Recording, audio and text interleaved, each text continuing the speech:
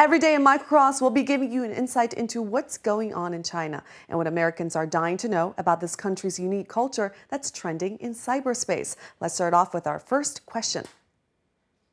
What do Chinese think of the censoring of Titanic 3D in Chinese theaters?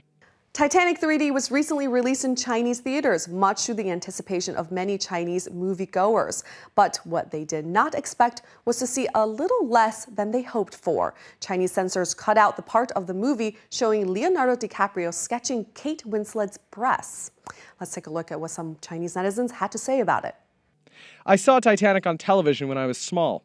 I was only about 10 years old at the time and was surprised that they didn't censor it. But now they've censored it after 15 years?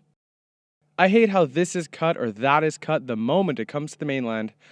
Are those two scenes alone going to make people bad?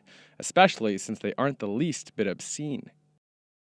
Can such aesthetically beautiful nudity also be lewd? If it isn't lewd, then why cut it? How embarrassing. Were Chinese audiences not breastfed when they were babies? Are they lacking milk or upbringing? Leonardo DiCaprio was so young and handsome back then. Now he has changed a lot. The passing of years is truly a tragedy. I've suddenly realized that the movie I watched years ago was dubbed in Chinese, and hearing the original English language version now, I have to say it sounds so good. A beautiful girl's British accent, a handsome guy's American accent.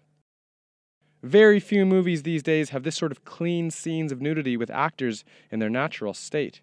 The piano music in the background matches well. It neither overwhelms the scene nor is too weak.